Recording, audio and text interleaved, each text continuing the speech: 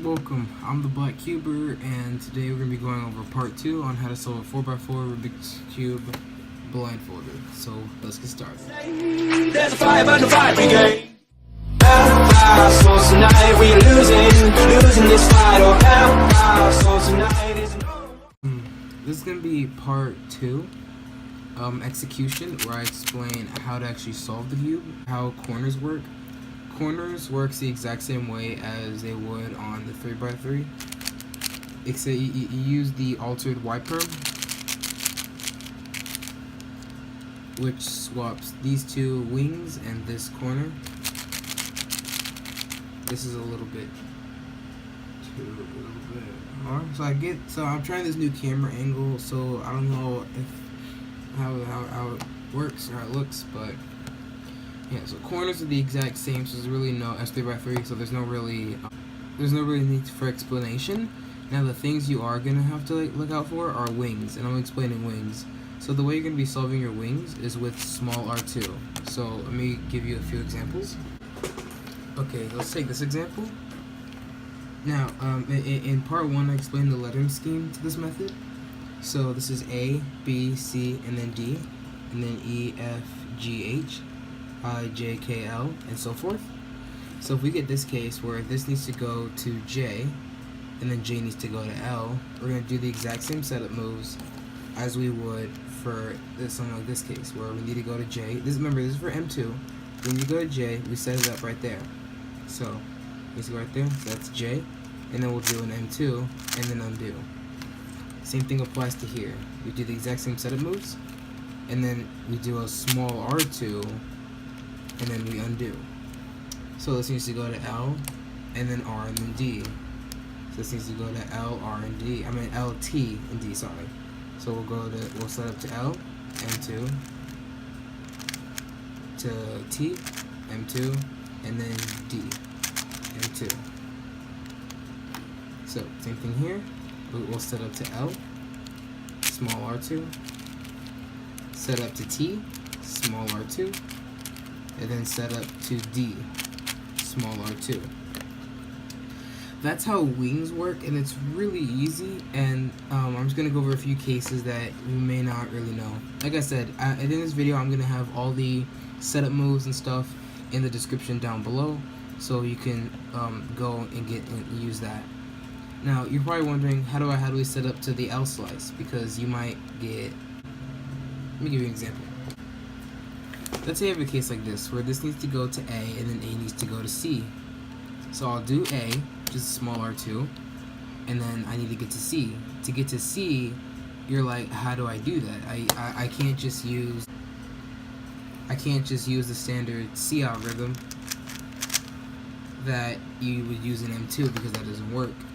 See, if I try that, it screws everything up. So the way we would do this is we would set up to Q.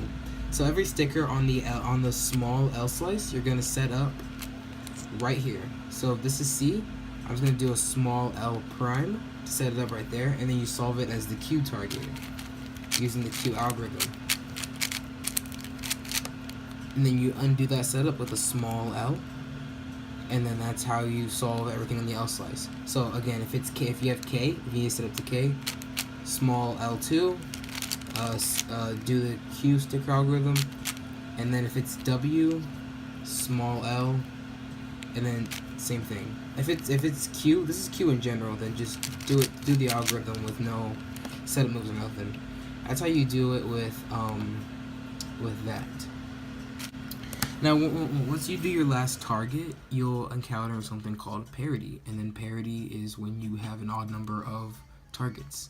So our last target is going to be to L. So I'm going to set up to L, small r2, and then undo. And next you're going to have parity. Now, I explained how you solve this in the last episode, but I won't. But the algorithm is going to be in the description. So once you get this, just do a small r2 to set these two up. And then bring this up to the top right here. Now, you can't just do an F2 because it brings it right there. I tried it, believe me. So what you want to do is this is how you set up to it. So I'll have the algorithm on screen right now. So you just do D prime, L prime, F, to set these two up, and then I don't really know how to do this algorithm slowly, so I'll just have the algorithm on screen. So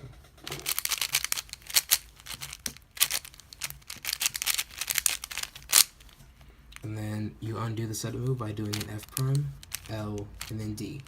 That's parity. It's pretty easy.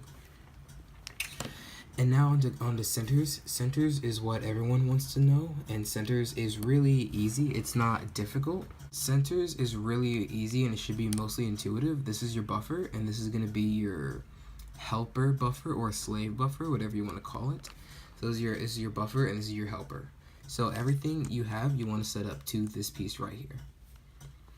So I explained in part 1 how we set up to them. So let's say we want to go to P. I can just set up like this. So we're a piece right there. Bring it up, and you want to do a U2 to swap these two, and then you want to undo the setup. So therefore, this these two obliques have been swapped. So like I said, this is not difficult, and let me just give you a few more examples, and then I'll move on to special cases, like on these targets, and then on these two targets. Okay, so this target needs to go to L, and then it needs to go to H. So before you watch me solve it, try and go to these two targets by yourself. Try to get these pieces right here. I'll give you about 5 seconds. Okay, you can just pause the video if you want, but I don't care. So the way I can get this piece right here, because this needs to go to L right here, right? So what we can do is I can move this out of the way and then bring this down, and then move this back in, so it's right there. And then U2 is my interchange, and then undo your setup move. And then next for H is pretty easy to put this piece right here. We just want to do a small L, and then a small D, small L prime, U2, and then undo that setup. Like I said, I'm gonna have a setup moves for every case in the description down below, but that was just the simplest way I could go. Now I'm gonna move on to special cases. Now, if you get special cases where they need to go into the D slice, into the D layer, that's a little bit challenging and difficult because because you can't really like bring this up like this.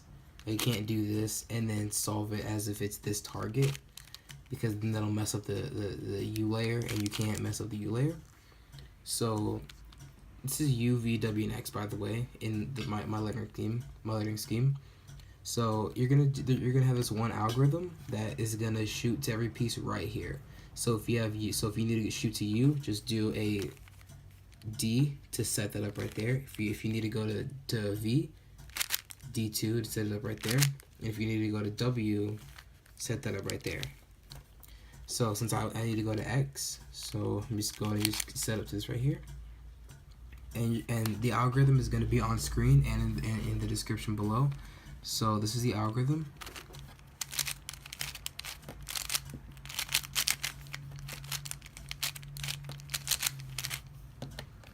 And it's rather long and all, but it's pretty easy. You just have to set up to everything into the X spot right here.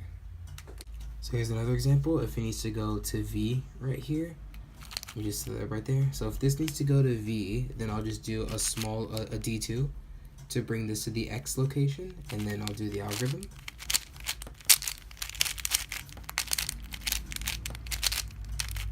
And then I'll do a D2 to undo my setup moves. Now we're gonna move on to locations in these two spots. Since these two are our buffers, we don't have to worry about them. Let's say you have a target that needs to go right here, or if you want to set up to this target, just do a U2 to swap these two. So that's really easy. No really explanation needed for that. But if you want to go to A, then you're gonna have to do this special algorithm, and again, they'll be in the description below. It'll be on screen. If you want to shoot to the A sticker right here, do this algorithm.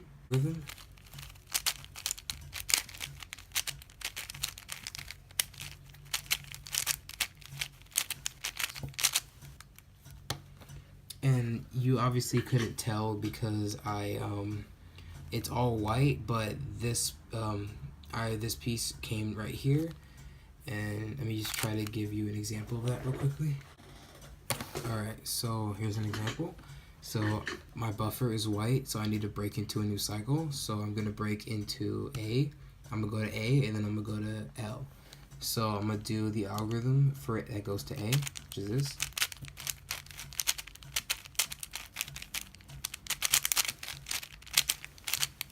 And then I'm going to go to L.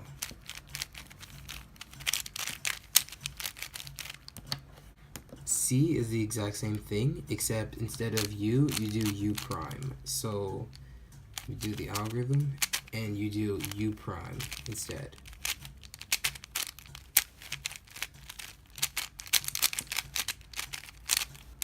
So that's it. Instead of doing U, you just do U prime, and that's really easy.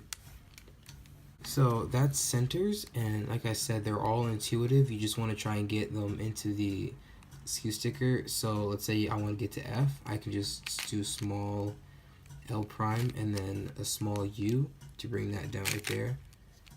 Therefore I can get into that. So try to come up with set of moves on your own. If not, they'll be in the description below for you to check out. That centers, again, it's super easy. You shouldn't have a problem with it too much. Parity is literally the easiest thing in the world. It's a U2. So let me give you an example. So let's say this is my last target and it needs to go to H. Well, what I can do is I can set up to it, but I'm offset by U2, and that's parity. When you have an odd number of center targets, and the way you can execute parity is by doing U2. Easiest parity in the world, cannot possibly get any easier than this. Alright, so I just scrambled up my 4x4, and I wanted to clarify that that when you're solving, like even though you don't know your orientation, you get to pick where the places need to go, and that can be confusing at first, a lot actually. But let me just help you out real quickly. So let's say this piece, this is orange, but you don't have a specific location it needs to go to. You choose where it goes to. So if this is orange, I see that this orange sticker is already solved. So so I'm looking, if I go to green, then I'll have all these options that are not yellow or white. You want to save yellow and white targets for last. So you pretty much have no cycle breaks. Like you can't get cycle breaks on wings. On centers, unless you get to like white, and then you have to set cycle break towards the end. So I'm gonna shoot to G because I have all these options. I could shoot to red if I wanted to, but I don't really want to. So I'm gonna go to green, and then I have all these options to choose from. If I want to choose red or yellow, orange, then I'll have these two options. So if I go to green,